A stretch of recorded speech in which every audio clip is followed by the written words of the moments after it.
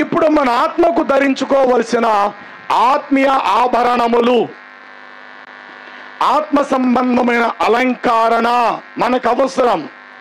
రండి నమస్కారము చేసి సాగిలపడదము, మనల్ని సృజించిన యెహోవా సన్నిధిని మోకరించుదము అనంటూ ఆత్మ సంబంధమైన ఆభరణములు మీరు అలంకరించుకొని ఆయన ఎదుట మీరు సాగిలపడుడి.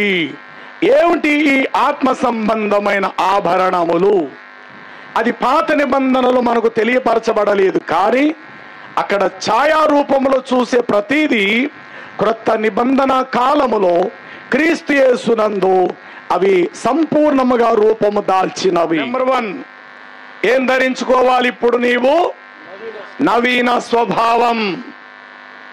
ఆనాడు యాజకుడుకు పాగా, కిరీటము, చొక్కాయిలను మొదలగు ఇవన్నీ తొడిగించి అతన్ని అతి పరిశుద్ధ స్థలములో ప్రవేశపెట్టబడేవాడు ఆనాటి యాజకుడు. మరి ఇప్పుడు మనం ఏమై ఉన్నాము? యాజక సమూహమై ఉన్నాము, పరిశుద్ధ జనాంగమై ఉన్నాము, దేవుని స్వంత ప్రజలమై ఉన్నాము. మునుపు ప్రజలమై ఉండక ఇప్పుడు మనం ఆయనకు ప్రజలమైతిమి.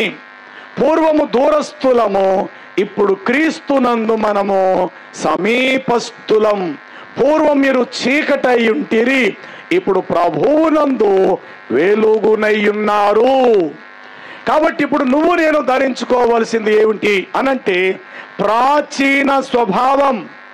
ఒక మురికి వస్త్రము మాదిరిగా నువ్వు దానిని విసర్జించాలి.